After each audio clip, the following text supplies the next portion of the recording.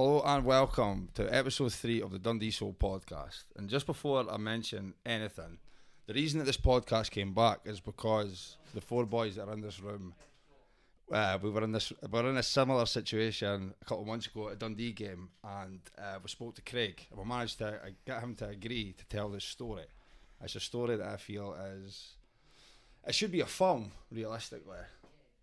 It should definitely be a movie. It should definitely be a film. We spoke off camera. You said there's one instance like this in American football.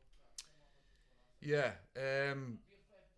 Well, Craig's story, sort of, as a fan, ended up playing for his football team he supports. It's very unusual. It's very unusual. I mean, it came about under bad circumstances. Well, for me as a Dundee fan, I've always heard about that, and obviously, like, because I'm a Dundee fan, you would want to hear it anyway. But any football fan could hear this story, I think, and it can resonate with anybody. Like, anybody could appreciate how special it is. Well, start off with, before the story, it's about Dundee's administrations, unfortunately. Yeah, too. We'll have to tell the story. There was a problem before that, and when I was growing up, we were in a bit of financial difficulty in 1980.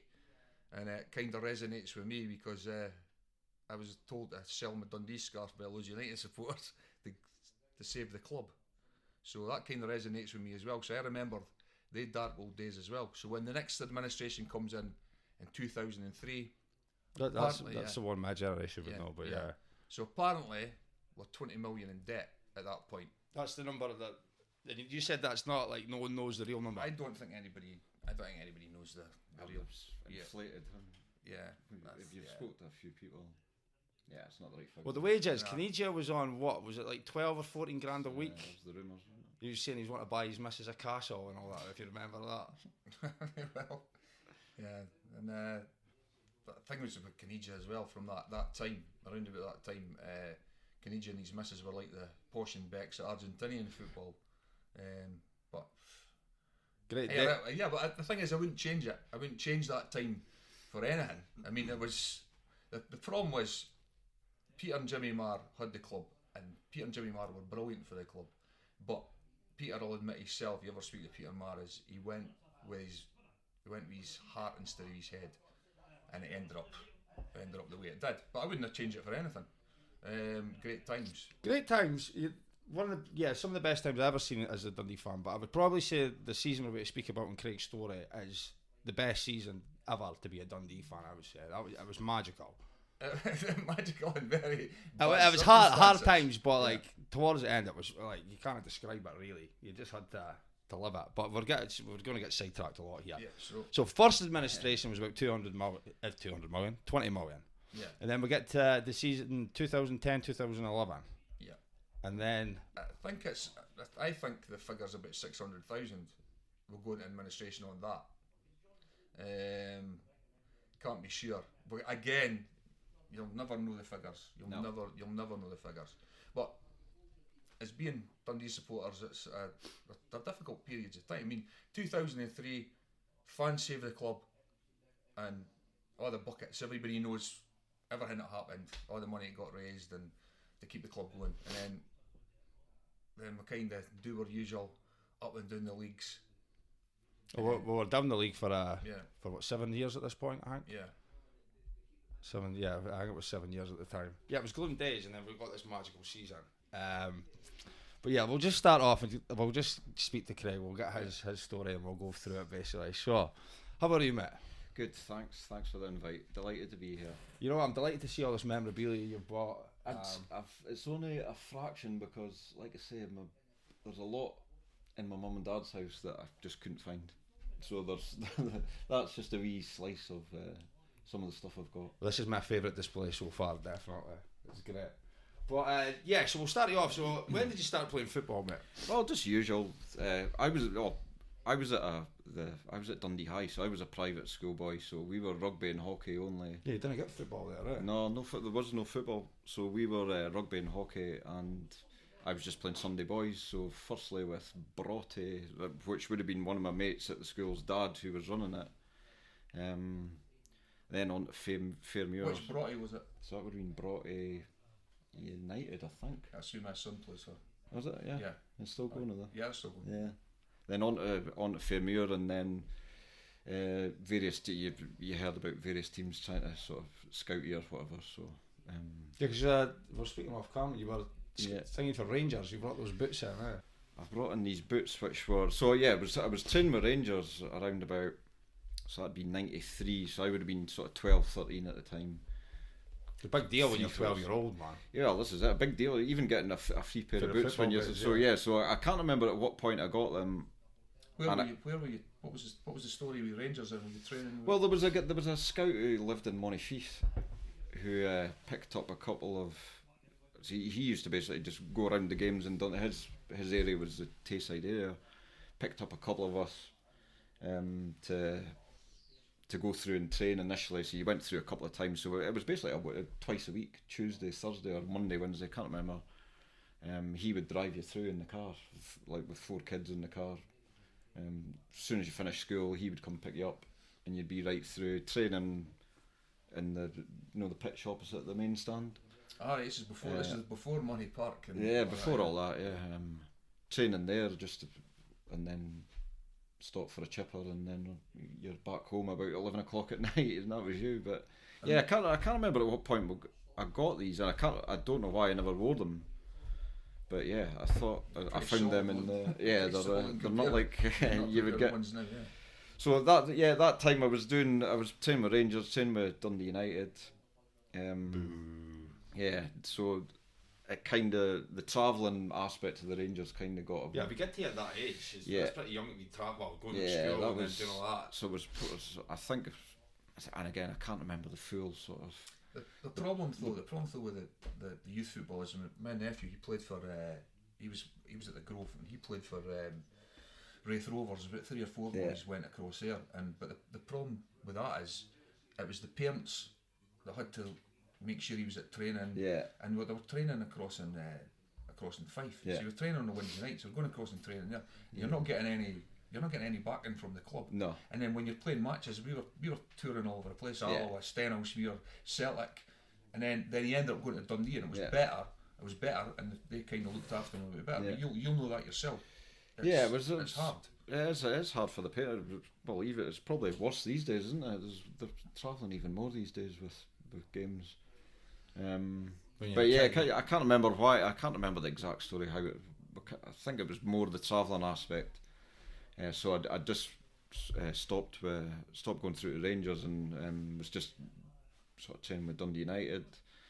Tried to put us on an S signing, so again, big Dundee supporter, big Dundee family. Yeah, we've got to ask that actually. When did your love of the club start? Yeah, so was just born into it. So I'll be 4th or 5th generation Dundee fan, so that's it's not an option. It's usual story. We're a family where it's just not an option. You're a Dundee fan. So that's it. Granddads and whatever. So so my dad's dad would be, he was every game home, so he would have been 50s, Billy Steele, same as my League Cup and that.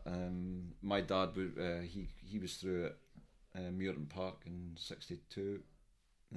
It's one of these.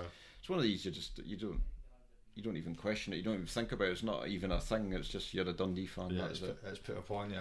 Yeah. I would have been first season ticket 1984. I think was my first game.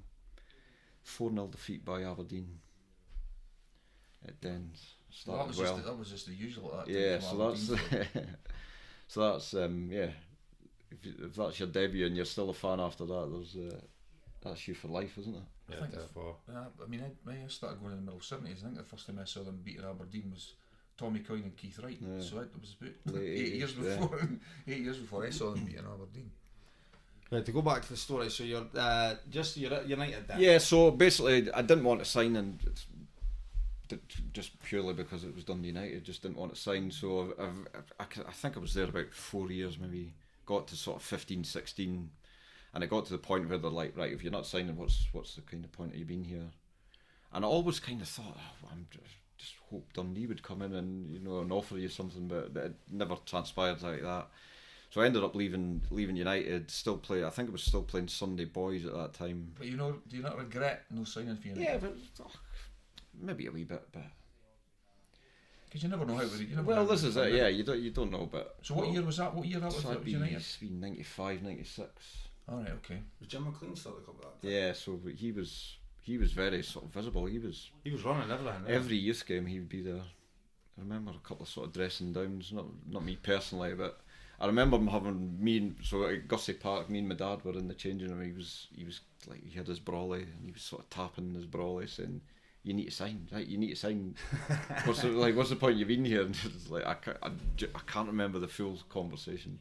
God knows what my dad said to him, but yeah, just the way it was. I probably do regret it a bit, but it's one of these things, isn't it? Yeah, It's one of these things, man. Yeah. We wouldn't hear this beautiful story. Well, this is it. It's the way it's turned out. And do you know what? I said this. I had a night out about. It must have been Christmas time, and somebody came up to me and said, "I'm a Dundee fan. Nice to meet you." So speaking away, and I said something that night, and I thought, right, this is a good way of putting it. See, if somebody had come to me at 15, 16 when if I'd say I'd signed for United, 15, 16 and said, right, you could have a 20-year career, you could play like, across the world or whatever, travel and all this sort of stuff, make decent living from it. If I got offered that or 3 games, I would have ripped your hand off for three games for Dundee. Like if I had a 20-year career but it didn't involve playing for Dundee compared to the 3 games, so the way it's worked out is. So where after you've rejected United, so what happens? Yeah, so I've gone Forfar. Had just started a youth, sort of youth team, youth set up. There was a bit of funding, I think.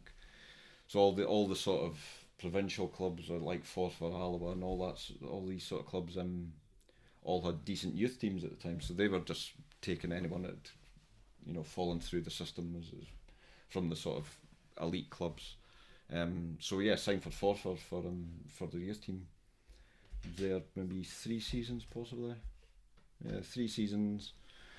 Is this still the 90s then? Yeah. So this would be you're now talking sort of 97, 98, 99, and then I think it came to the time where it was ended the youth, so that they didn't offer me anything. So I think I'm trying to get my years right, but I think I stopped playing for a year, and I think this would have been the Benetti years. So that's probably about right, isn't it? Yeah, about 2000. I think 2000. So I stopped playing for a year, 2000. I had a bit of a toe problem anyway, so I thought, do you know what, I'll just stop playing. Went and got a season ticket when Dundee started signing Nimzadzi and all these sort of people. I thought, right, I'll just do that. Signed for Lane's Bar with my mates. So that would have been Sunday morning football. Class beer garden. Yeah, well that's because we used to always go to the beer garden, and that's how the team came about. Yeah. And then it was like, right, well, let's do a team from here. So Sunday morning football. So I'd done that for sort of half a year, and I don't know how this. Montrose basically phoned and said, "Could you come and sign for us for what that sort of been February of that season?" So that would have been 2000. Yeah. So I signed for Montrose. This is a bit of a long-winded story, isn't it? No, I've signed for Montrose. I've signed for Montrose. I'm now thinking right, all the years and stuff. But yeah, signed for Montrose. Went on loan to Kerry Thistle in the juniors. Played Lochee. I think I scored 2, set at 1 or something. But it was a semi-final of a cup game, and then basically Lochee were saying. And this is key to the story because the testimonial is very key to the story as well. Yeah. So yeah, exactly. If you think about the testimonial years, so yeah, that would have been 2000. I signed for Lochee. Right. Okay, so it'd be the 2000-2001 season. So it was actual 10 years for you. It was still genuinely 10 years. So yeah, the testimonial was 10 years. The 10-11 season was the 10 years. I think it was meant to be in the summer of 2011. We were going to do a game, but just because of Dundee's situation, it was. Yeah, so let's fast forward to the year 2010 then. So we'll go to that season, and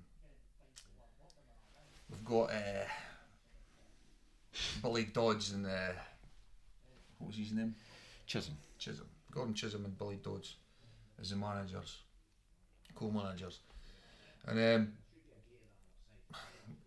we're kind of just mulling along. We've been in the championship for a long time. Yeah, we're just mulling along, and I remember going to Cowdenbeath on the Saturday. I don't know if you've been at that much. We'll go across to Cowdenbeath. Probably not at the start of the season, no. And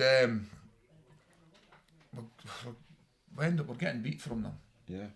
But we're getting word in the crowd that on Monday it looks like we're going to go into administration again. And you're like, we're getting beat for Cowdenbeath. Going into administration. This is looking great. How do you remember how that word was getting about? Like, no, I think word started getting up. There was financial difficulties and stuff, and we had Lee Griffiths and everyone playing for us. What a good team. Yeah, I remember. So yeah, that word got up, and I remember it being toxic in the crowd. We're absolutely toxic. And then word breaks on the Monday.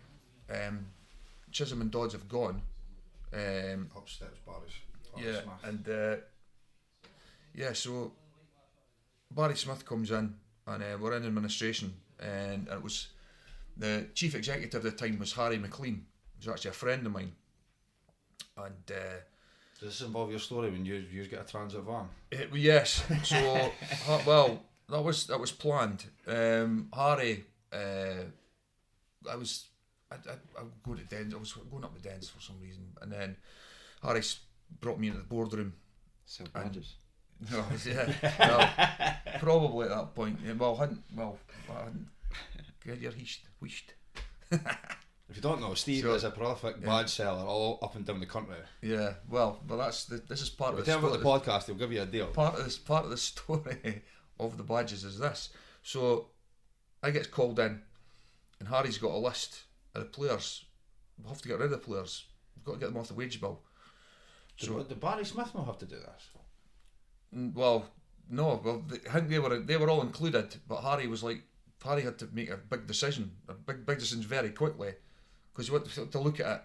What this big pool of players, and you had to get rid of a certain amount of them. 13 was all yeah. we were allowed. Yeah.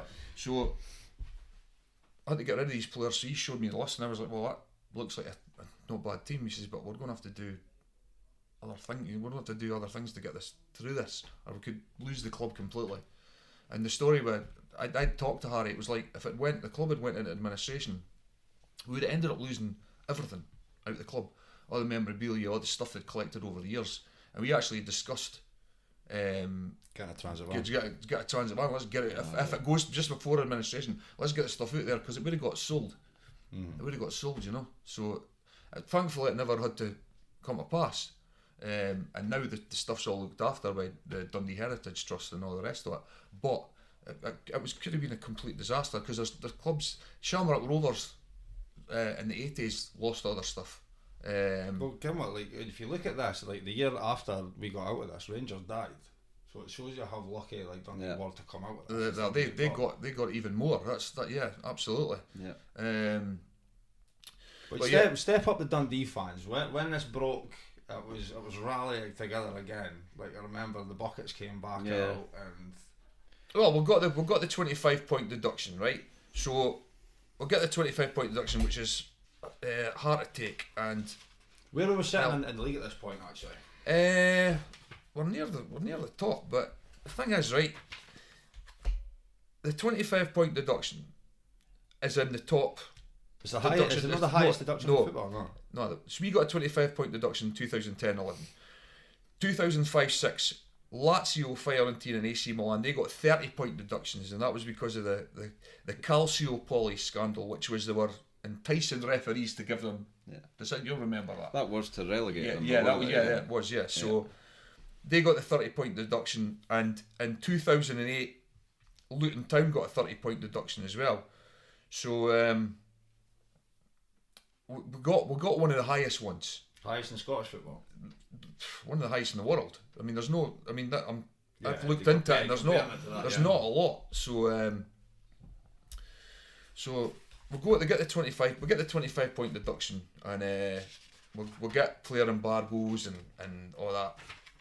We've got a 13-man squad. Yeah. And you're allowed to get by this. You're allowed to get trialists for 3 games. So 25-point deduction. The club they've got to get the wages down. We're left with 12 senior players, supplemented by teenagers, trialists and loanees and legends coming in from retirement. So we're banned from signing players till it exit the admin. I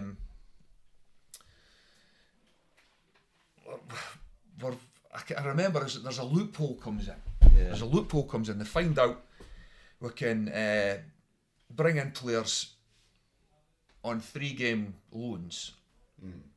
And what age were you at this point, Craig? So I've turned 30 in September of 2010. So yeah, I would have been 30. So we can bring these players in on trial as trialists. So I remember Dundee getting players. They would get Downfield to get a player up for the English 2nd, 3rd division. Remember that? Yeah. They would bring them up, sign them for Downfield, and then they would loan Dundee the player for 3 games. So I don't know what they done with Neil McCann or something. Neil McCann was Neil McCann he was retired. So Neil McCann was working for Sky Sports, so they brought him in for the 3 games, and we know what he ended up doing. I mean, unbelievable. But just before we bring Craig into it, which you've already said, we've said it could have been a movie. The only thing I can compare it to is a guy who played for the Philadelphia Eagles in the 70s, a guy called Vince Papale, and he was brought in with a view. What they did was had an open trial. They were looking for players. They wanted an open trial, and 300 or 400 boys turned up from Philadelphia and around about, and trialled for them. And this guy got down and down and down, and he got signed, and he ended up a special teams player, and he played for the club he was signed for them for 3 seasons, and his inspiration was a film that was brought out called Invincible in 2006. But this guy hardly played, and you know in American football they bring guys in as special teams. The guy hardly touched the ball, but he was brought in, and they made a movie about him. So yeah, no, this is what I've been saying about this. It should be a movie. It's like, this is the reason we got back the podcast back together, because we agreed. It's like your story drunken day at Den. Well, it was like Declan was trying to convince us and all this, and I was like on the fence. But when I actually got you to agree to it, I was like, yeah, that's a story that I want to get out there and speak about. And just as a fan, to be honest, fan of the club, to actually hear the reactions, which we're away to hear right now. Yeah. But so it starts off. The testimonial gets announced. Well, I'm going to just get into this, but it was more. We've had a long description to try and explain how bad the club was. So, when did the club initially get in touch with you? The testimonial was funny because the testimonial was purely just a fundraising thing. You said before that you changed your testimonial so to help the club. So my 10 years would have been 2011. So that was the plan, was to have a sort of pre-season game for the following season. It would have been against Dundee, or would have tried to get it against Dundee. Been a fan for my 10-year Lochee United testimonial. So it was actually my best mate, who's so I'll give him a shout out, Paul. He came to me and said, like, why don't we make it a fundraiser? So if we bring it forward, we'll try and get Dundee involved. If they're involved, it'll be a bit more easier to get people through the door, and then do it as a sort of a fundraiser for for the administration fund. So yeah, so I was sort of nothing to do with how it was first interactions with the club. I remember going up and having a few meetings about the logistics and whatever, but again, it was nothing really to do with me. It was more Lochee and Dundee trying to sort out a date, trying to sort out times and how many could you get in the ground at that time, how was it, safety, all that sort of. Because people showed up to this, yeah. There was 1,700, I think. Yeah, I remember that. I remember something about it at the time. I remember there was a couple of photos that a terrible day. It was like the weather we've been having just now. So it was I remember a horrible day, pouring with rain. So you were there, yeah? Yeah, I was there. But I think there was just over 1,700 paid through the door. I remember spewing because the Dundee legends that played against Lochee were all quite very old, and Lochee won 6-0, and I was like, what is going on here? So who's playing for the Dundee legends, just quickly? Bobby Glennie. So they had Bobby taxi Glennie, driver, Tosh McKinley, legend. Andy Dow played. Yeah. Artero flew across from What a player. Spain. He's one of the Spain, most underrated ones, I think. Not a lot of people speak Yeah. about Artero. He flew. He heard about what was going on, so him and his brother came across. His brother played a cameo as well, didn't he? Trying to think who else there was. Well, Barry Smith played as well for the. Maybe it's why I remember it was quite a day, and it was. And then it was just made up with youth players. The rest of it, because obviously couldn't risk any of the first team players with the. Yeah, what was going on? Yeah. You Only having 13 of them. Yeah, that's right. There was only 13 boys at this point. Yeah. The thing is, Gary Harkin and Lee Griffiths. That was our strikers, was it? The thing is with that testimonial, though, you look back at that and 1,700 in a junior ground for a testimonial. I mean, you'd have been looking at maybe a couple hundred people or something if it had been like. I think you'd been kind. Yeah, I think if I got 100, I think I'd be lucky. So yeah, again, it was to make it a good day. It was getting Dundee involved was the best thing to do at that time. Yeah, definitely. Like you said, the fans always rally together.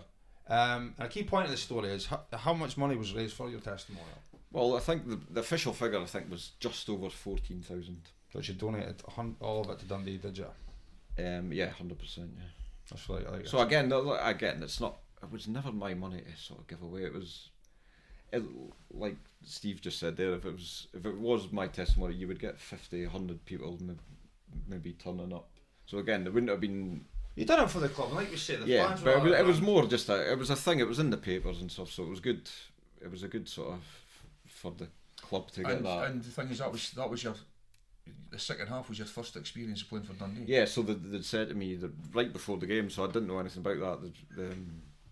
Somebody had popped ahead and just saying, right, we're going to put you over at the Dundee side for the second half. So again, at that point, I'm thinking, right, it doesn't get better than this. I'll be able to get. I remember saying to him, do you know Sean, the photographer? Yeah.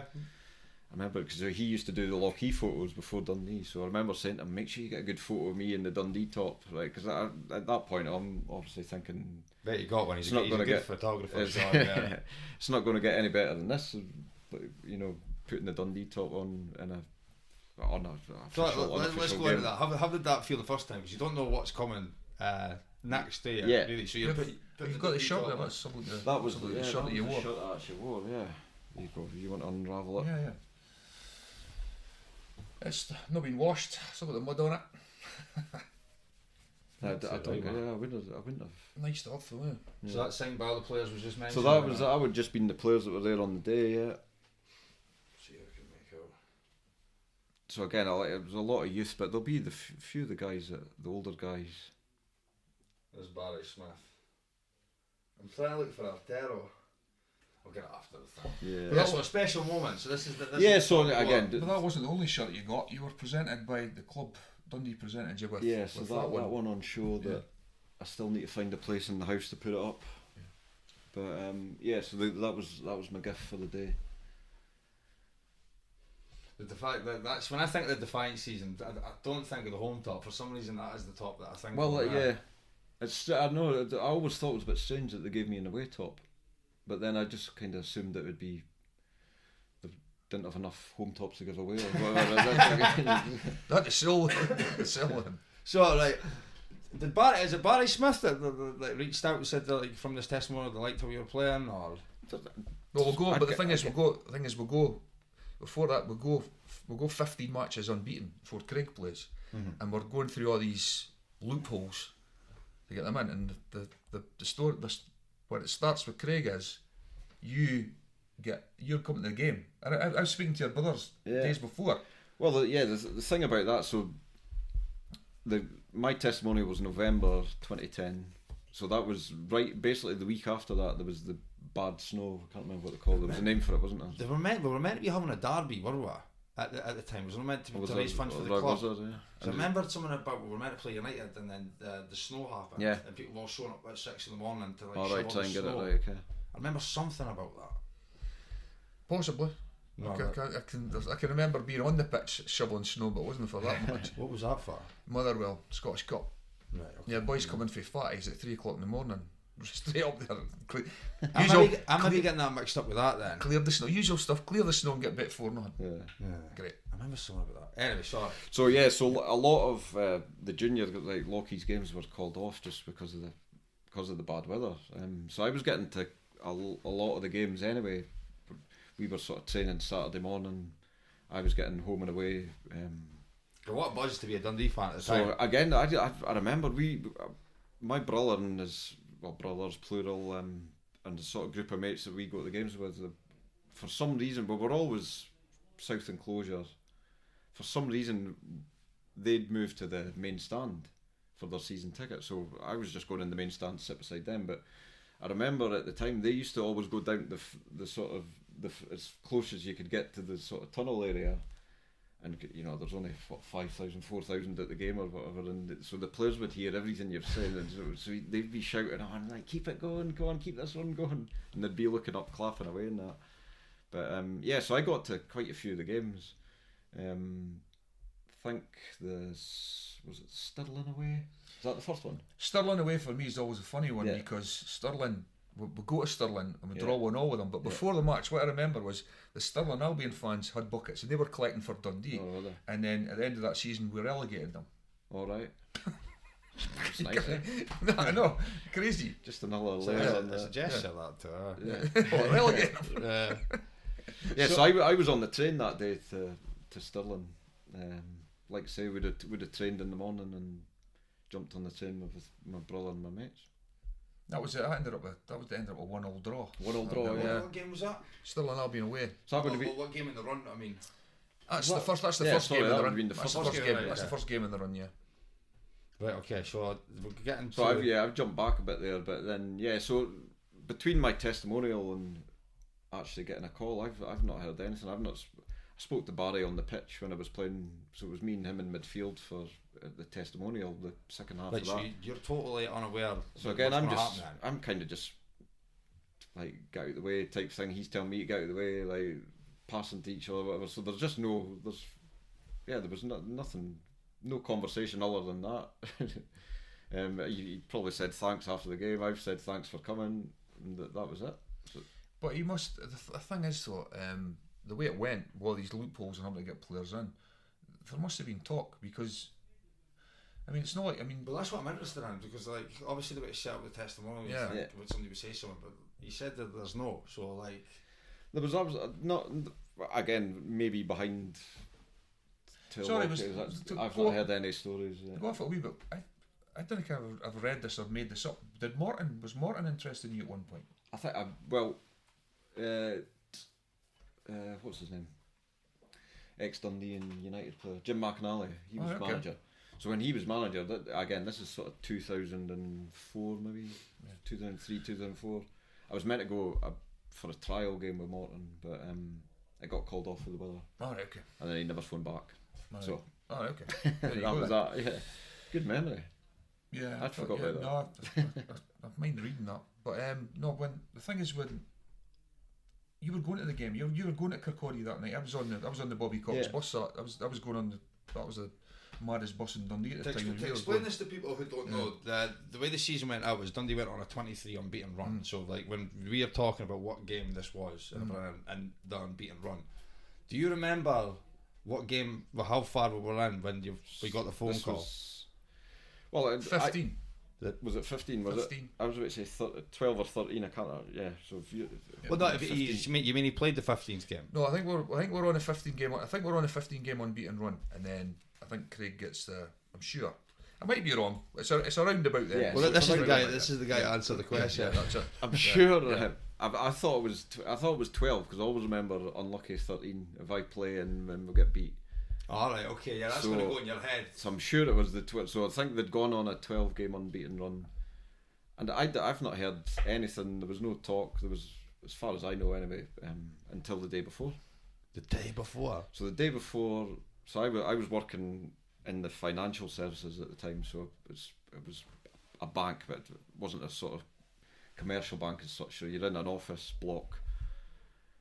I was getting a time off the work to go to the hospital because my wife was pregnant at the time. So we just found out. So this was our first scan, 12-week scan on the Monday. So I've left office to do the scan with my wife. When I've come out the scan room or whatever you call it, the ward, I've got like 3 missed calls from the Lochee manager. So basically, like, couple of messages, pick up your phone, answer, right, call me back when you get this. So obviously just jump in the car, call him back, what's up, everything alright? He's basically said, Barry Smith's way to phone you.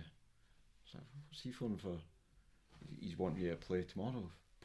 He never said play, he said possibly be part of the squad for tomorrow. So how do you feel in this instant? Is it like shock or just, is that... Yeah, it's just complete shock, isn't it? It's just, firstly you're thinking is a wind up, but is this some sort of wind up? Yeah, you never think someone... No, you can never think something, because when it's out of the blue like that, when you don't hear any rumours or whispers or anything. So you've came out of Scarn, which is a pretty joyous occasion anyway, and then you've just found out that your boyhood club is wanting you to play. Like, you've not even really got time to process it. You've got 24 hours. I mean, we were the office where I worked was literally 5 minutes from the hospital, so I've dropped my wife back at her work.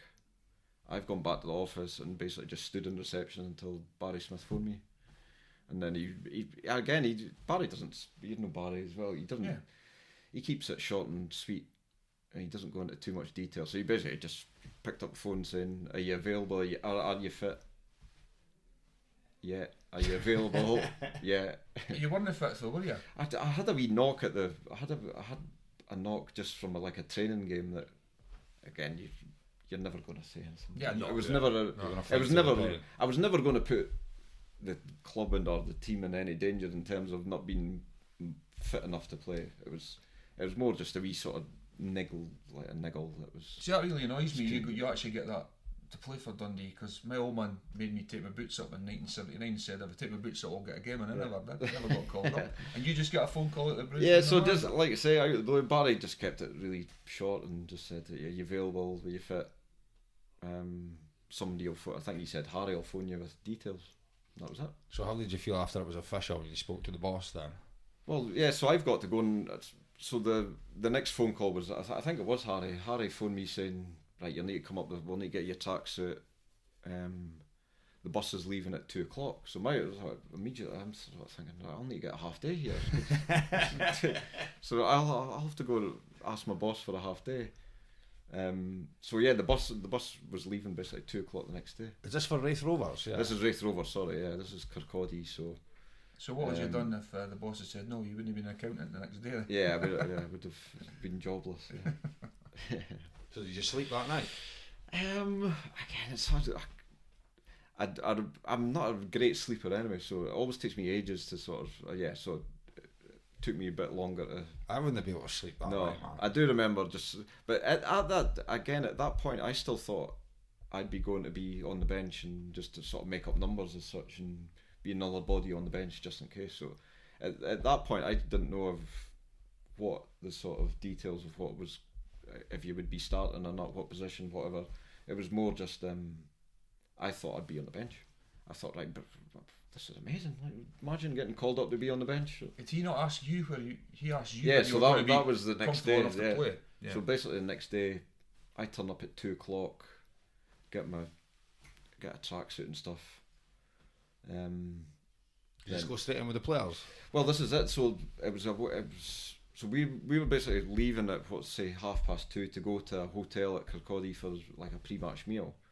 But the bus consisted of Barry Smith, Rab Douglas, Bobby Geddes, that was the coach and staff, Gordon Wallace, myself, Craig Forsyth, who was he Carnoustie boy, wasn't he? Mm-hmm. Mm-hmm. And 4 youth boys.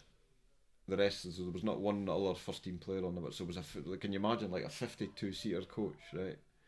That's how many people were on it. So you got the coaches down the front. Administration. The coaches down the front. So I just kind of walked up the bus. There's the 4 youth boys, or like as you do when you're 16, 17, 18 or whatever.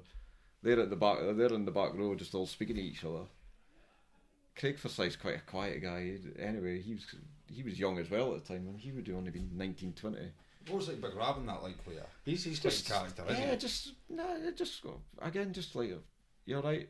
The tracksuit looks a bit big for you and all that, and just wee comments like that. But so I just walk up the bus. Thought, right, I can't just go and sit. So I just go halfway. Sat down on my own. It's difficult. I mean, that's what I'm saying. There was no dialogue until about 5 minutes before we got to Kirkcaldy. Barry Smith walks up the bus and said, would you be comfortable starting, or sort of words to that effect? Would you be happy or comfortable starting the game? So what did you think when he said that to you? So that's when it's the first sort of, oh shit, this is happening. The nerves are starting to yeah, kick that's the proper sort of nerves. So again, this is a good 5 hours before kick-off. And then you've obviously had the night before to kind of play a couple of things in your head, like over in your head, but... Was it in your head that you would start? No, not at all. Honestly, I honestly thought I was going there to sit on the bench. I thought, right, they've obviously got 4 youth boys or 3 youth boys. They've obviously found this loophole because the juniors is different. I don't know if it's changed now. It possibly has, but the juniors was called an amateurs forum, whereas obviously professional clubs were professional forum. So that was that was what the loophole was the. And your boss at Lochee must have agreed to. Well, yeah, he's obviously the first one to phone me. He would have boss at the time was Paul Ritchie, former Dundee player. Yeah. Who would have known Barry. I mean, it's a coup for Lochee United as well when a player. Yeah. So again, I've no idea if they tried it other people or what the timeline was. Was it decided that weekend or was it a thing that had been going on for weeks? I've no idea. It's just, I think that like, part of it. You described it well, like you don't like you're going on the bus. Yeah. It's just like a weird scenario. You don't know where to go and stuff, and then like for you, I can't imagine how you'd be feeling in that instance when he comes up and it's like you're going to be starting. You've not really been thinking about that. No. We're on this unbeaten run. Like it's a heavy weight on your shoulders. That's the first thing I thought of actually. Is now that I know that I'm starting. Well, after that he then said, sort of, where do you want to play? Where have you been playing for Lochee? Right, so I was like, where do you want to start? So I'd always been a winger until the sort of season before that, where I'd lost a bit of pace. So I'd gone centrally. I'd gone like a 4 in midfield. I'd been one of the 2 in the centre midfield. So I'd had a sort of season playing there. So I'd been playing that season centre midfield. So I kind of just said centre midfield. He's like, that's fine, and that was it. And just walked away again. So where's the rest of the players? Are they so they're all West Coast. They're Edinburgh, Glasgow guys. So they all just meet at the hotel for whatever time it was. Can't remember what time. 5 o'clock, say 4 o'clock. So this must be quite. So this was the worst part of it. Yeah. So Barry had just said that to me 5 minutes before. Now, as you would, you're a bit imposter syndrome in situation. Or me personally, I was imposter syndrome in situation like that. I don't know what to be thinking. You know what I mean? You've been through the deep end. I've no idea if anybody else knew about this, let alone knew who I was. So we get to the hotel. So in my head, I'm thinking, right, please be the sort of first there, so you could they all walk in. I was about to see walking in to have surprise. Yeah, but there was no. It was like I said. I've mentioned who was on that bus. We all come off the bus. Every single other player, backroom staff, like there was the physio was West Coast as well. I think they're all sitting down, like eating their toast and cup of tea and getting their chicken and that for the pre-match meal. So I walk in. There's no like, this is Craig or.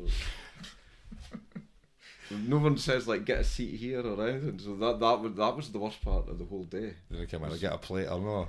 So I was like, I'm looking about going like, where's the sit? So there was a big massive round table where there's probably about 15, 16 on this table. There was 2 spare seats. So I thought, right, I'll just go and sit down there. And like, again, no idea of the person next to me. Can't remember who was sitting beside, but no idea if they knew who. They're not shifting away. Who I was, what I was doing there. And again, there was no conversation like that at all. So I now in hindsight, I'm thinking back. I think Barry must have sort of teed them up and lined them going on and stuff. Yeah. Even still, you think somebody would have went, "Oh, this is Craig," you know what I mean? Yeah. So that was the most daunting part of the whole day. For your if you like go out and look at it from your perspective, that like it would make you feel even more nervous. You know what I mean? Well, yeah. This is it. I mean, like you mentioned it, I was 30-year-old at the time, so again, I'd played enough games to not be sort of nervous as such about the game, but and the actual football part of it. But it was the situation. It was the environment. It was. During the meal, is there a bit of breaking of ice? No, nothing. Pretty much nothing from memory. Again, I apologies to anyone if they did speak to me, but again, I was maybe that Zoned in. So. Zoned in. Did you eat? I think I had a bit of chicken, yeah, but again, probably nibbled. This whole time is it in your head that you're going to be starting? So at this point now I know that I'm starting when I'm sitting down. So again, it's just pure nerves at that point. So you leave the hotel. Can you remember? You leave the hotel into the stadium. That must have been unbelievable. Yeah. So basically, everybody then gets on the bus. I think I remember Stephen O'Donnell was quite good. I think I sat beside him on the bus, and he was actually playing centre midfield that night with me. So see your Dundee friend, was he? So he was my first. He was my first friend. He was my first football friend. Yeah. No, he was really good. He was good on the bus. He was just saying, like, don't worry about anything. And basically, it was just a 2-minute drive to the ground, and then you're kind of straight on the pitch. It must be when you saw you're walking about and all your training gear and that. You must be no.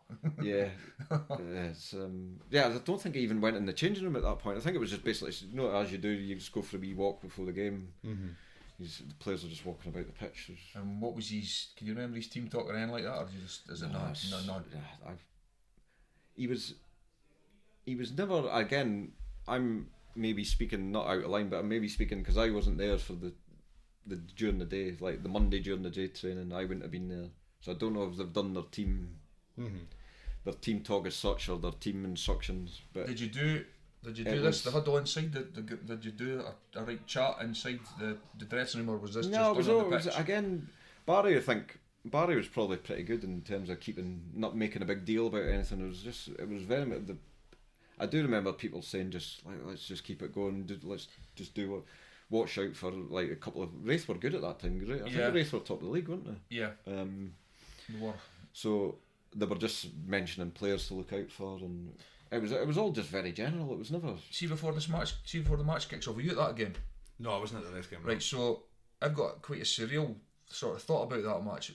At the time I was saying I was travelling on the maddest Dundee bus there was, the Bobby Cox at that time, and it was just it was always bedlam. It was always bedlam on that bus. But I remember that time we're on a double decker, and we'll go across the game, and I think everybody's on it, drinking and whatever, and we'll get through there, and on it in the Bobby Cox bus. Yeah, that's it, exactly it. So we'll get through, and we're into the ground, and I sit down, and who am I sitting beside? His brothers, right in the middle. It's unbelievable, right in the middle. And your brother's saying to me, "I've got a feather on him tonight to score." And I'm like, "Come on." You would do. Yeah, of course. It was good money. It was good money as well. Did the fans know at that time though? Obviously, my family would have known. But I remember him saying to me, "I've got so much money on him," and I'm like, "Really?" I remember something about this at the time. To be fair, I was heavy in a band back at this time, and I was doing a lot in my band at the time. But obviously, I was going. I can't remember what games I got to. I got to about 6, I think. But I do remember hearing about like you playing. Yeah, Dundee had a great support that night, and I don't know what you. Obviously, before you must have come out. Your thought process must be. You must be upside down at this point. I find it mad that none of the staff are coming to you and just like trying to like, you know what I mean, shoulder around trying to just like. No, I think they've probably gone the other way and thought, right, let's not make a big deal. Like I say, I was 30, so I'd played enough. I mean, I've probably played. I just think 400, it's a 500 games. It's a momentous thing to be doing, and especially at the run wrong. Like you said, if it was the 13th, like just throwing you in the deep end, especially with the starting situation. Saying there's no like I don't think there's anything. There's no story. There's nothing to compare it to. It's like if you can play guitar, it's like fuck it. Don't know. Jimmy Page is at the end of the day off. You know what I mean? Just go out and play in front of Wembley. It's like it's a mad surreal thing. Yeah. Even just like it was just the Grand Foul. It was a good crowd. It was a really good crowd. Like Raith were top of the league, so they had a good support. Dundee had what's that? 2,000 behind. Yeah, maybe near 2,000. So yeah, good. But again, warm up wise and that, you don't fully take it in as such. You're trying not muck up. You're trying not. Well, you must remember once it kicks off. You must remember your first touch. Well, let's get to the tunnel. Let's get to that. You're in the tunnel, man. So that again, that's the proper nerves. This is when it's like real. I would have been nervous playing for Lochee at any given like pre-match. You get that wee bit of nerves where you. If this is the biggest crowd you've ever played in front of? Yeah, probably about equal. Yeah, because we'd got to a Scottish Cup final I think there was about 6,000 at that game. So yeah, round about the same. Yeah, That's a big crowd. Was that the game at Tannadice? Tannadice. Yeah, that was it. That. Yeah, we were terrible. Right, so like you're in the tunnel and then like the nerves are hitting. Yeah, so that's proper nerves. And is there any thought in your head thinking like I'm just going to go out and fucking smash this? I'm going to do this. My whole the only thing I could remember thinking, right, I like consciously thinking to myself was just do not don't do anything stupid. Yeah. Like don't try anything. Don't do anything bad. Especially with that in the goal behind you. Just basically don't do it. Yeah, don't give it away. Keep it. I'm sure Barry. I think Barry Potts said just like get yourself in the game. Keep it simple. Usual sort of shouts you would hear. I just remember Dundee being on. I just remember Dundee playing well right from the start, and nobody looked like they were. Did you do the huddle? Yeah, we've done the huddle. Yeah. So you were. What was said in the huddle then? Again, I think it was just like let's keep it going. Like, let's prove them wrong. Keep it going. I can't. It's bad to say, isn't it? Well, the adrenaline must be this is it. ripping through you. Yeah. You know So I think the adrenaline probably carried me through the whole game. I don't remember there being any I don't remember you putting a foot wrong. I just remember it being they played really well that night. Yeah. We ended up getting you must have been. There's a great picture. There's a great picture of you standing at the end of the game. With I saw my wife. Yeah, saw my wife in the crowd. So I didn't see my brothers or my mum and dad. I couldn't see where they were, but my wife had. He was just ripping up his. She had blonde hair and like a bright jacket on. So I was like, there she is. He was just ripping up his bet and cursing it up. So go back to Steve's first question. Do you remember your first like kick of the ball?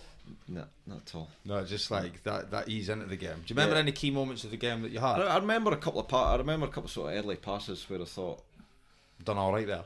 That's good to keep the ball. Like don't give it away. Don't like overhit a pass or anything like that. I remember a couple. Did any of them bait you around? Did any of them? There was a guy, I can't remember his name, middle of the park for them.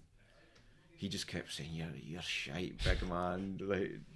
Like all first sort of 5-10 minutes, and then he's gave away a free. He's tackled me, but he's kind of half landed on me, and he was like, "You're not even good enough for the juniors." I was like, he was like over me saying that. Were you giving it back, Carl? I was quite quiet on the pitch. I was just like, whatever, mate. Gamesmanship at the end of the game, though. You should have so, told him. Yeah, no, shook, mate. No, it was just trying not to do anything stupid. That was honestly all it was. I remember setting up. I remember sort of going down the wing and crossing it for Higgins for a sort of good chance, but. That's kind of the only thing I really remember from the game. I don't remember you putting a foot wrong. I just remember. I'd love to see it. I'd love to see it back. Like I'm sure it got. I've spoke to a few people recently about this actually. Remember Dave Roy? Yeah. But he's gave all his stuff to the guy who does the archive. Yeah. The archive guy. So I know him as well. Yeah. So he's. I'm hoping to see the full game just to show my kids and that. It's pretty mad to like you're obviously because of the occasion and that. You can't remember much of it. It's because you're just like so involved in it and just like how big it would have been. The only thing I could really compare it to, I never got like a big opportunity to play in front of crowds like that unless it was in front of a band. Yeah. But I remember beforehand, like I used to get a buzz for doing it. Like you couldn't wait to do it. But I remember being really, really scared in front of big crowds and stuff. It could either make or break you, that sort of thing. It goes in your head.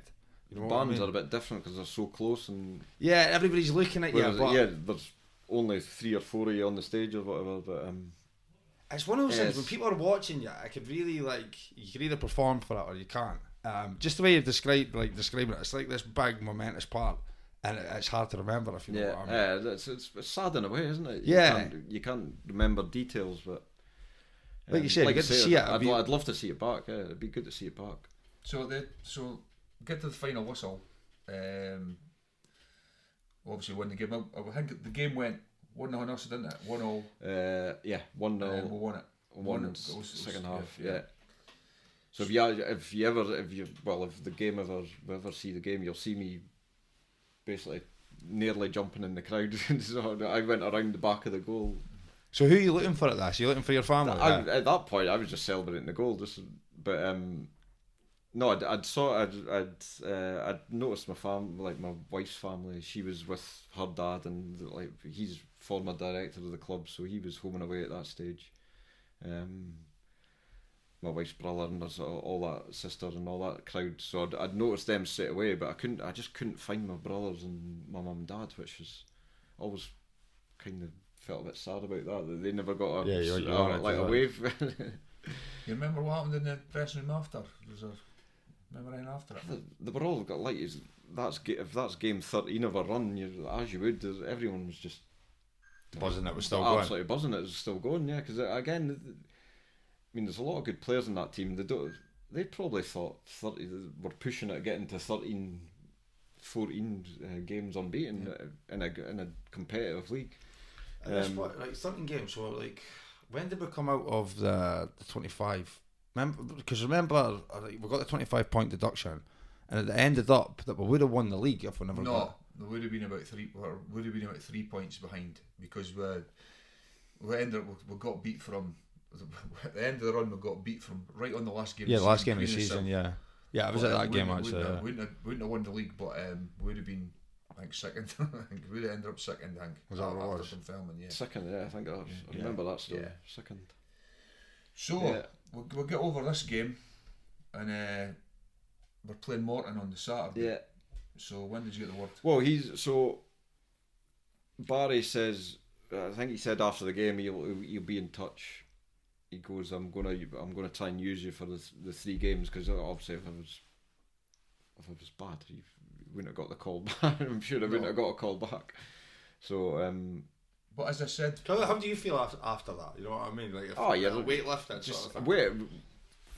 Weightlifted was purely because the unbeaten run was still there. Yeah. Obviously, you win the game is better than drawing the game, but the fact that I'd been involved in a Dundee winning side, that was the two sort of emotions, like that part of it, wearing the shirt, pulling the shirt on, like seeing family in the crowd, and then not letting anybody down as such, because that was my big thing.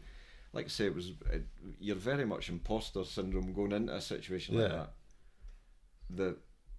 I didn't know if they were all sitting at that table, going back to that meet, going like, what the fuck is he doing here? Like, who's this guy? And they might have been, but they probably was, because I've probably done it at junior level to when people came into Lochee United. It's a natural thing to do, isn't it?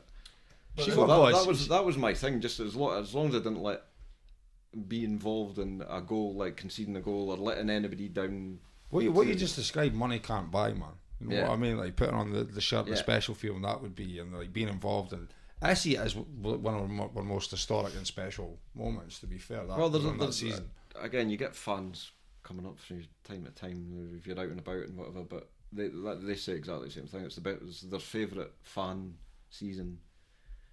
Oh, it definitely was. It was a special. It's one. We've not got a cup win to such to compare it to do as like this generation anyway. So it probably is the equivalent of like winning a cup, isn't it? I think it's for me. It's like I'm a bit younger fan than you. Apart from the Benetti days, I did like the Jockey Scott days as well. Yeah. Like the Defiant season is the most special thing I think I've ever witnessed as a Dundee fan by far. Like when you look, there's a picture of the 13-man squad in Soccer World. You know, it's just 13 boys. And when you think about that, and then the run and how they saved the club. Because if we did get relegated, the club would have dissolved, would it? I don't know. I think the fans still would have saved them, but I mean, I would have been pretty harsh. I've harsh thought, because I thought right away, 25 points. We're not going to survive this. Yeah, I think a lot of people thought that. So yeah. But anyway, we'll go back. What was it like the next day after the weight's been lifted? Have you got a buzz to get to the next one? Work. Yeah, I was just straight back to work. Yeah, so I was. Obviously, there was a few football fans that I worked with, so they'd kind of. I think a couple of them actually travelled through.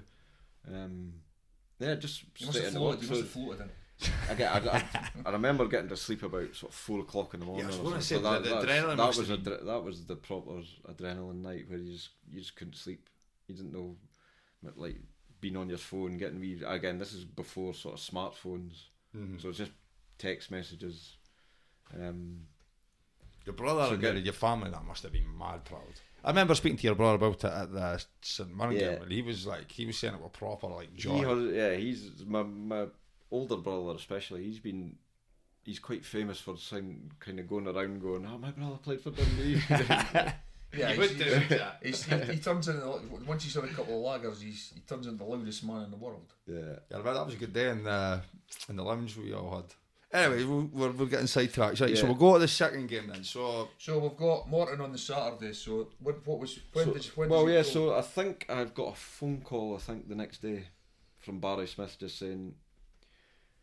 I think he was looking at logistics of the squad in terms of injuries and whatever and who's available, and so he's phoned me the next day, which would have been the Wednesday, saying I'm going to play you again on Saturday, which would have been the Morton game at home. So that again was obviously a different build up, but I've not gone in for any the sort of training sessions or anything. I was working Wednesday, Thursday, Friday, and then basically just reported to Dens on the Saturday. On the Saturday, yeah, there was no pre-match meal for the home game, so it was. No, you're a pie. No, I think I remember getting my wife to make chicken to try and replicate what happened at the. I was like, "Go and boil chicken for me." Did you hear any superstitions of that? Like, not really. Apart from if something happened that I could remember, as in eating a bit of chicken. Yeah, it was just like. So I was like, right, I'll better eat a bit of chicken before this game as well. Yeah, so, you're right, man. Yeah, it was basically a phone call Wednesday, turn up Dens on Saturday. Well, must have been a bit different with you then, because they were a bit. You played okay. It was. I was getting like high fives and that time was. Like I genuinely think, and the problem they might not admit it, but they must have been thinking like, this guy's could potentially let the team down. Like he might not be good enough, he might not be fit enough. They don't know. They've never seen me play. Is this the sort of thing you're thinking? Oh, this is my. Yeah, sorry, this is all mine. This is like the doubts. This is the sort of. That's going to come into your head with this sort of stuff as well. Yeah, like you said, like imposter sort of. Yeah. It would take a. It's a make or break you thing. This is Special, why I find this story so special, if you know what I mean, because it could like make or break you. You know what I mean? But you've went into it, you've hit it as hard as you can. You just like went with the ball rolling basically. Yeah, I again go back to it. I just made sure I'd never done anything. I didn't take any risks. As like you hear these days, take a risk, pass it forward, and that. I was just keeping it very simple. So I probably wasn't very spectacular. You just wanted to do the job. I remember in the Morton game you having a shot. Yeah, terrible one, wasn't it? Well, because I think your brother had money on again. Yeah, probably. I probably had money on myself. Yeah. Do you remember what the odds were? No. Pretty good. I can't remember. It was quite a lot of money he was going to get. If it was, you know. So what was the score in the Morton game? 1-0. It was a boring game. It was a boring game, but it was again. He never put a foot wrong, and I remember him running through and I'm cracking a shot, and you're like, I remember it just sitting with my dad and all my pals and everything, thinking he's good enough to play. I remember that. I remember after the. This is going to be the talk of the terraces at the time. You know what I mean? Because everybody knows the story. Yeah. What's going on and the run's going. So yeah, that's what you were feeling at the time. Yeah, was no problem on playing. No problem at all. I mean, after the Raith Rovers game, the players must have knew that. Must have seen it. I mean, he was playing. Okay, juniors is a wee bit down the pecking, but we've seen juniors. We've seen Darvel never not. One thing I'll say about Dundee fans is they'll get behind their own like that. You know what I mean? They'll back somebody. And like, did you feel like the fans were behind you? Or? No, nothing personal. No, I didn't feel anything. To me personally, it was a good like you've mentioned it as well. It was a good feeling going to the games at that season. After even though we were in administration, I've said to you before, there was a buzz. There was like, and I'm talking from me being in the crowd. Oh yeah, there was a serious buzz on the terraces then. Everybody was together. There was no like you hear sort of now, like if you're 1-0 down and somebody misplaces a pass, there's a couple of boos, isn't there? Yeah, but there was nothing like that at all. It was just all feel good. The thing is though, I've heard at the dinners and stuff when you get put in with Dundee legends and you say, but I'm no legend, I just came in and heard. But I don't think it's not. I don't think it's anything to do with the legendary thing. I think there's a hell of a lot of goodwill for what you did. There's a hell of a lot of goodwill for the way you played. Yeah. So I think that's why the legendary status comes in. I mean, after the testimonial put in the money, but it was. I mean, that season was a legendary season. Yeah. Because of what happened, and basically the club was saved, and the fans are going to always have goodwill for you, because I mean you played in the 1-0 draw, and then the next game you come on, you're on the bench against Dunfermline. Yeah. And you come on again, and it's another 1-1 draw. You've never lost a game. Yeah, I know that. Lost a game for Dundee. It's a good record to have, isn't it? And then you move on to the. You played another game, the Cammy Kerr Testimonial, Right, not yet. and we beat Celtic. Yeah, right enough. Yeah. So I never thought about that. yeah. I think it goes like what I said before. Is like you can't buy this. Money can't buy it. These sort of stories and like this sort of feeling. Yeah. Like people said, it should always. It's a unique thing. It's quite. You can't compare it to any other sort of games it's that like you I've said, been tell the involved in, grandkids. yeah. And it's. I always remember this season as one of the most special things I've ever witnessed in a Dundee strap. I've never seen we lift a trophy, so No. that to me was like what you said, the Scottish Cup. We'll get into the last game, the explanation of the last game before we get sidetracked to anything else. So after the Morton game, The Morton game was a wee bit, because there was a wee bit of a build, because I knew I was then playing on the Wednesday. I felt more nervous.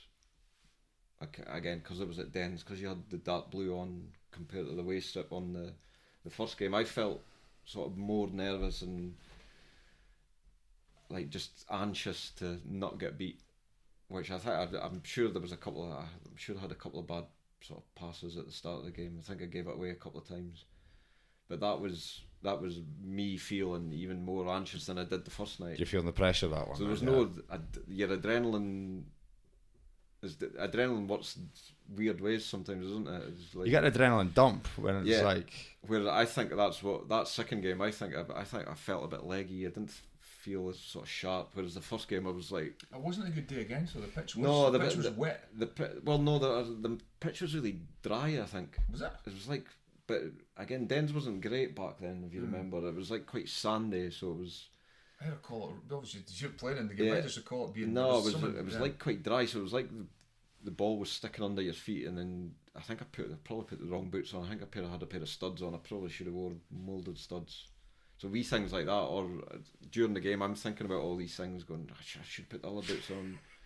There's all this extra pressure on you playing this game. And the good story about that, so that Morton game, there's a wee midfielder for Morton. Like I've never seen or heard of him. He's only about, honestly, he was about 5'5", right? So he's that sort of direct opposition to me. So he's constantly like buzzing. Like every time I get it, he's like there. He's tackling me. Like there's no space. Like he's full. So that again all added up. So it wasn't as enjoyable as the first game. Was he sledging you as well? Well, no, he was French, right? So after the game, I'm saying to my brothers, Merde, he was there. I'm saying to my brothers, like, who was that wee bugger right in the middle of the park? He was on me, wasn't he? Like every time I got the ball, he was tackling. Right, couldn't get any time on the ball whatsoever. So we Google his name. He signed from Paris Saint-Germain, like PSG. The basically 2 weeks before that Dundee game. I'm like, Jesus, like, no wonder he was quite up to speed. I didn't want to get him alone, man. What's the matter? Yeah, I don't know what route he's. I think the story was he'd gone to Celtic or Rangers for a trial. He'd left France. He'd come to Celtic or Rangers, and then Morton had picked him up. Said you'll get a game every week. And you did okay against them. But and going back to it, it was everything about the 3 games. It was as long as I never got beat, I was like be part of the side that sort of ended that run, because the press were making a big thing about the number of games it was, and the run that was the unbeaten run was the big thing. And I remember Jeff and everyone starting to speak about it on Sky Sports. Yeah. I think it was when we got into like the 14-15 or something. Yeah. They kept up with it every week. Especially when McCann scored against Raith Rovers, that's when it. Yeah. So you end up after the Morton game. So you remember anything in the dressing room? Was it just? Again, I actually remember getting. I think it was Harry shouted saying there's boys in the hospitality. So again, it's a different dynamic being at Den. So there was just groups of boys. And some are sort of vaguely knew, others are knew kind of quite well, like going to the games over the years, and so they were all like, I got a photo, so that was, I think I remember having a couple of beers in one of the lounges for I think I'm sure it was a guy stag do actually. I think that's right. Yeah, the guy was having a stag do at the hospitality was his stag do. He's like, get in for the photos and that. Too right, man. You got to live that up, man. Did you ever get to see any of these photos? No, I've not seen anything. You never know, they might pop up in the comments on this. So we'll go to your last game. Yeah, so then there was I think there was about 3-4 weeks. Have you got the dates there? No. Can't remember. Sure, it was about. These two games were late February. My next game wasn't until the end of March. Yeah. So there was That'll gap. 3-4 weeks in between. At that point, they were bringing in boys. So again, that was Barry just yeah. Barry managing the situation. I think in terms of we could get a striker for 3 games or whatever. I don't know, but I think there was Sean Higgins was struggling with an injury, wasn't he? Mm-hmm. So again, it was probably Barry just doing well managing the situation. Yeah. So what game did you come for your last game then? On the run? Dunfermline. Yeah, but what number on the run was that? Well, So that would have been up to it must be 18 maybe, is it 18, 19 or something? Yeah. High on the run. Yeah. I forgot that it was like so far apart when he came with. Well, why? I don't. Why did you not start? I don't know. Don't know. I think we had. Did Jake Hyde played that night? Jake Hyde that so he'd scored, didn't he? It was him that went to Downfield. No, it was Lochee. It was Lochee as well. It was Lochee. Yeah. So Lochee basically signed him to put him on an amateur for him, to then get a 3-game loophole. So many loopholes in the story. So I think I'm sure Harry's involved in that, wasn't he? Oh, yeah. He had all the loopholes. Yeah. This was the game that I thought was when we'll go 1-0 down. I think this is the game we'll get. Again, I think we're getting. Did they won the league, didn't they? They won the league, yeah. Yeah, I so won it then, but I thought Yeah. as soon as we went 1-0 down, I thought this is the game we'll lose tonight. The run was going to come to an end. Yeah. Absolutely. But it didn't. And, It didn't. No. and the man I got came on from the bench. I think I got about half an hour that night. I think somebody got injured. Were you buzzing? This is your first time on the bench? Yeah, so this is the first time on the bench. So if you're sitting on the bench, you're buzzing to get on, and you're thinking like... I was, because I knew it was my last game, I was Wanted the minutes? I kind of thought, right, it'd be good to get on at Dens. I've always had a thing with Dens, night games at Dens with the floodlights. See, it must have been from a little boy, like, walking up to Dens with the lights on. wherever my dad's parked the car. Yeah, you're walking up and you're seeing the lights. Yeah. It's always been like this kind of on a wee sort of hill, isn't it? And you're walking, like, it's always been quite magical, the night games. So if you're coming from the hut, like say for instance you're coming from the Hull Town, you're walking down like Mains Road, like you see like the old Dens of lights. Yeah, that's a good way to describe it. To be fair, it was. So I was quite sort of. I was wanting to get on for 5 minutes would have done me, but as it happened, I think I got 30. Yeah, half an hour.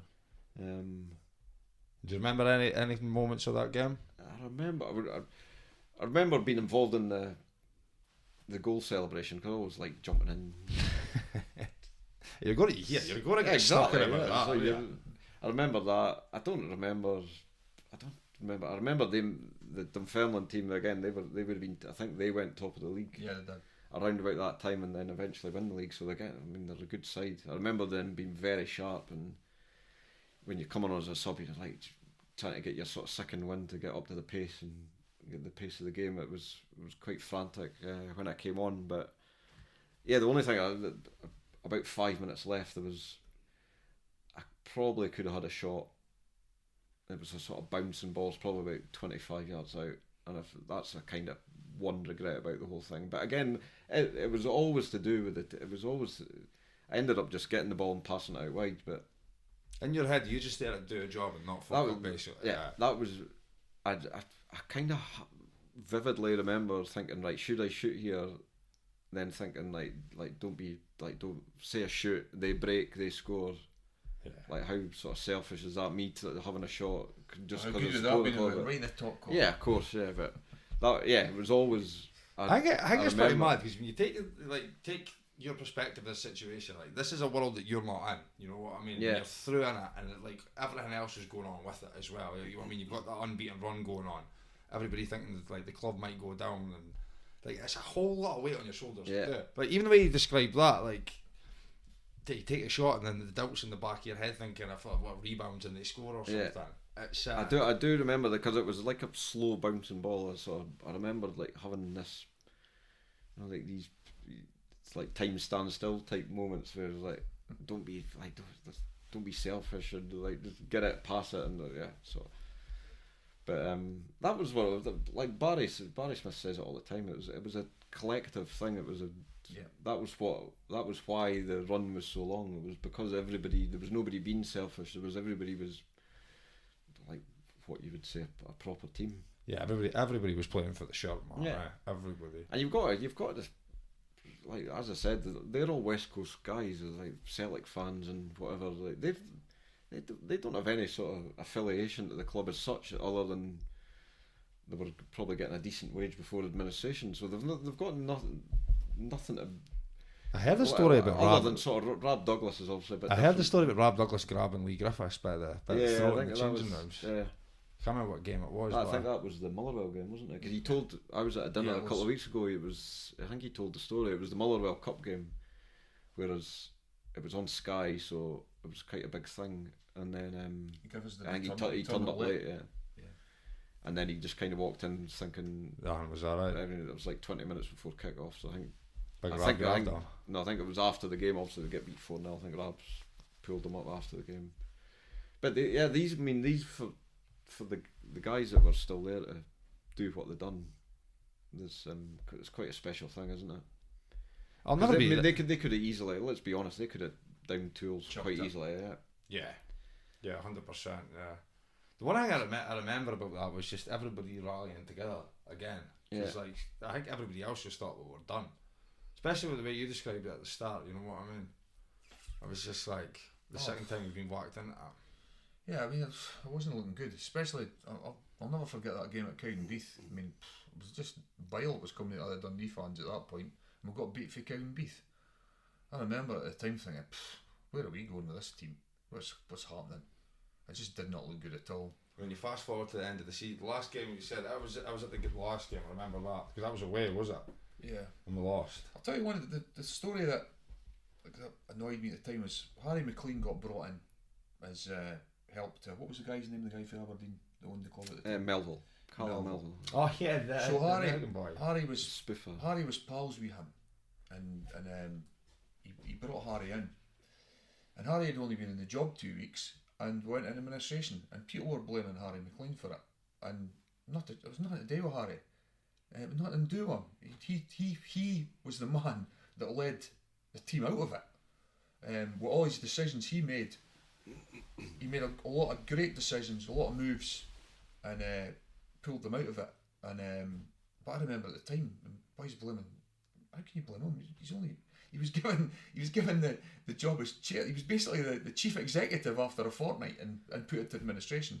And what the guy did wonders. As you said, he was able to find out with Barry and all the rest of them loopholes and get these players in, get the players out that we needed to get out and keep the team. Yeah. As you described, there's a lot of tactical planning that's went into everything. Absolutely, yeah. So we'll go back to after your last game. Does Barry say anything to you, or I think is this when the team present you with everything else? Well, that was. I think there was a few dinners at the end of the season. I think I got a few gifts and whatever. Believe this, he never got his shirt. Yeah, that's a big regret. He never ever got his shirt that he played in. Never got one. You're joking? No. Well, Well, because that shirt for the starts for your testimonial game, eh? That's the testimonial one. Yeah. That was just a gift, so I don't think that's that's not a match worn one.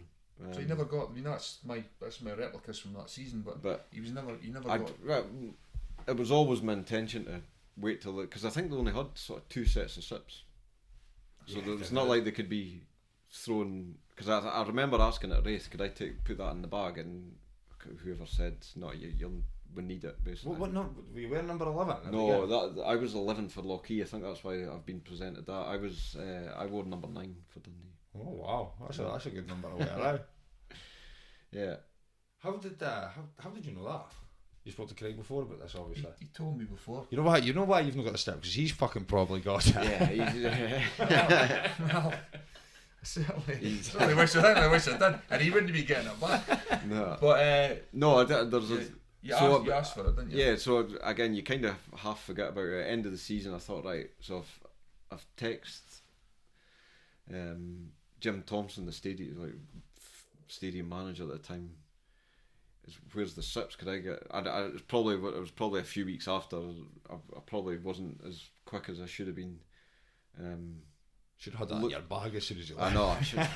It's a massive regret. But yeah, he's come back. He's messaged me back saying apologies, all been sent away to charity. And I think what happened was it was basically a black bin bag.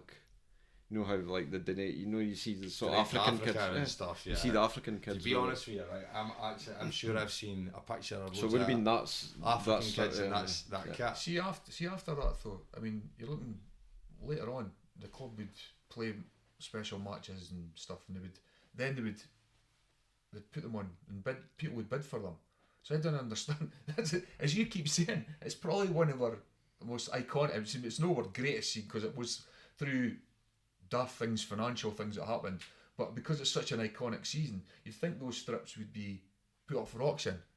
And definitely. And to put them in a bin bag and okay, that's fine. That's fine. But they were needing money. They were needing money. So I didn't know. That is honestly one of the most special seasons for me as a Dundee fan. Just to see everything that went on with the run as well. Like the 23 unbeaten run is like the best run I can ever remember as a Dundee fan. I just remember the buzz that everybody doing it.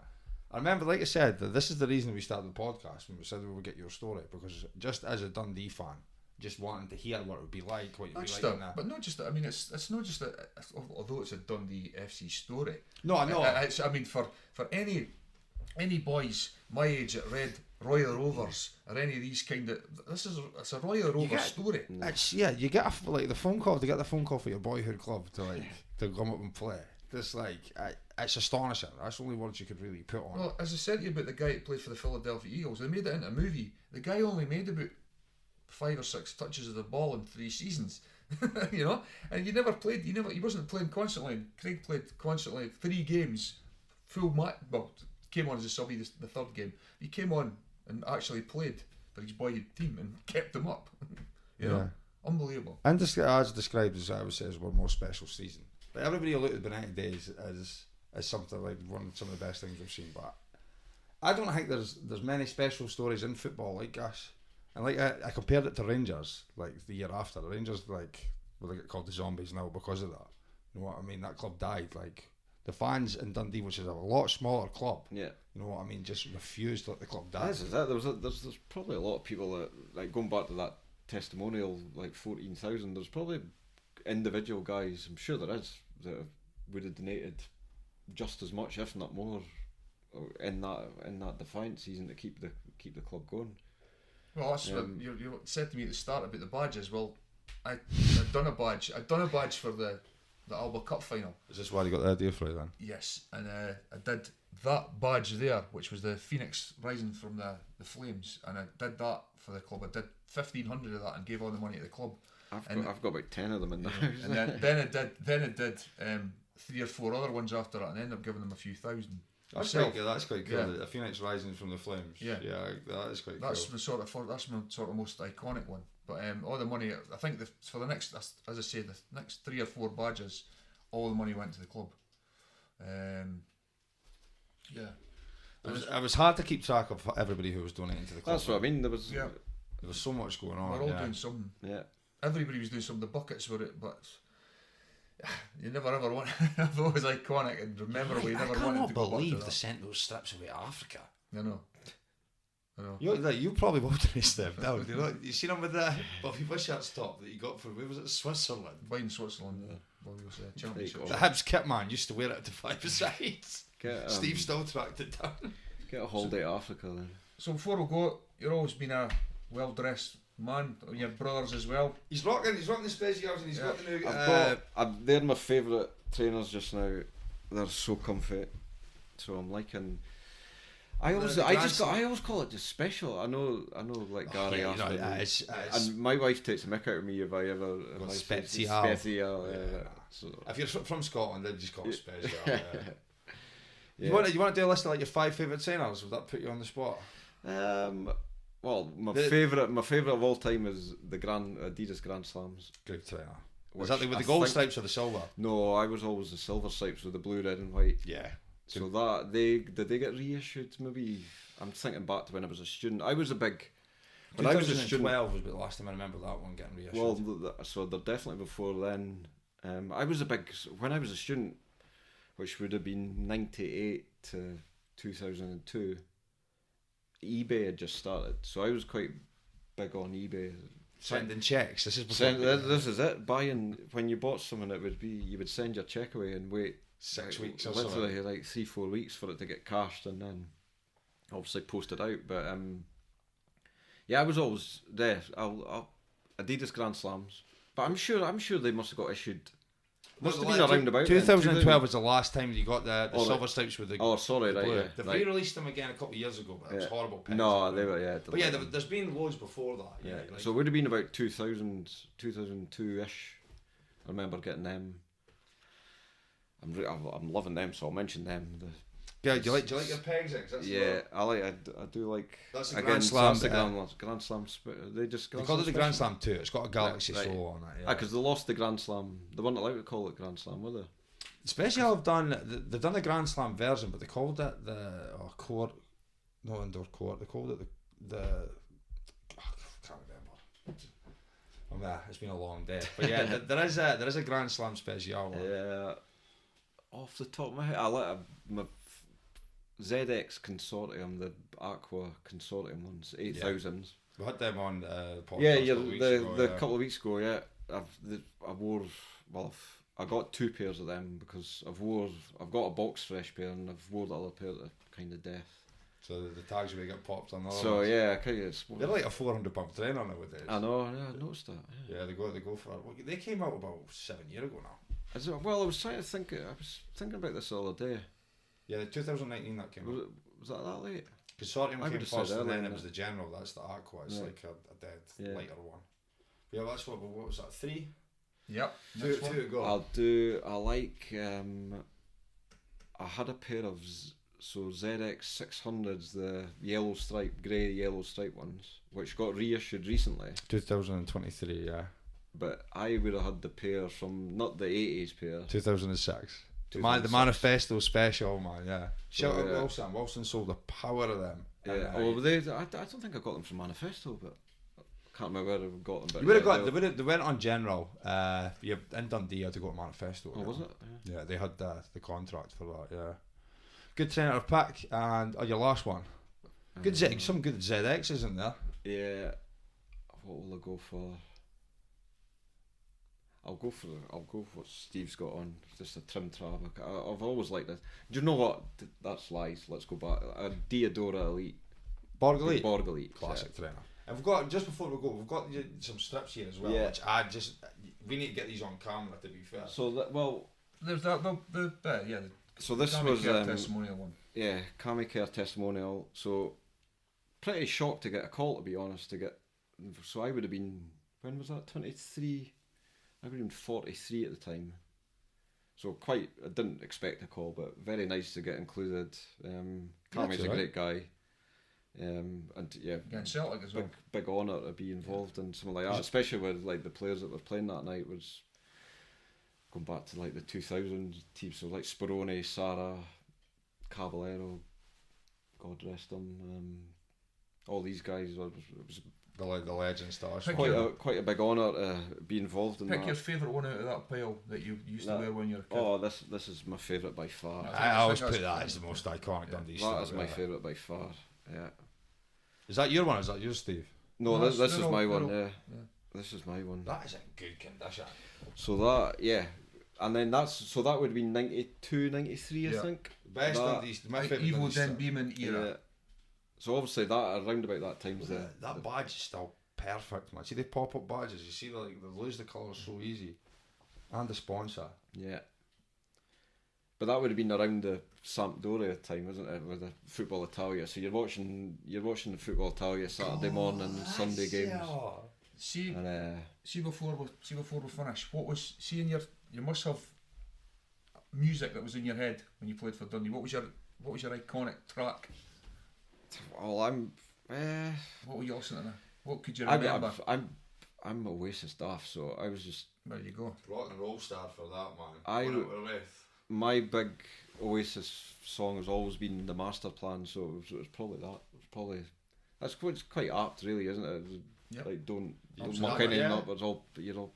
And again, going back to way back, it's life's funny, isn't it? Like if certain decisions, you wouldn't have had the opportunity to do this. So Yeah, you've got definitely. to- Like you said, we asked you if you regretted no signing for United. Yeah. As a Dundee But fan, again, there's like I finished university. I had 2 job offers in London, which for whatever reason didn't take. So again, just sliding door moments That's of your decision making in your life that make you end up somewhere. But we had Billy Boyd on last week. We had Billy Boyd on last week, and look what happened to him. They made a movie, so hopefully one day they might come back and say. I generally think all of a sudden, here's a movie. this has the foundations to be a movie. It generally does. Like, Yeah, I was like, no I'm saying, comment. like, I'm really glad we got to sit you down. I've always wanted to know what it would feel Yeah. like to do this. I genuinely think. No, I appreciate you giving me a shout. Yeah, definitely. It's good. Really good. It's been for a Dundee fan, for any sort of football fan, I think everybody can resonate with that. It's a special thing to be able to not only put on your boyhood club strip, but to help save them from total obliteration. Is the money can't buy it. It's been an absolute pleasure to speak to you, man. Thank you very much. I'd like to thank our Pleasure to be here. sponsors, Maryfields United, for today's podcast. I'd like to thank my mate Steve, Craig.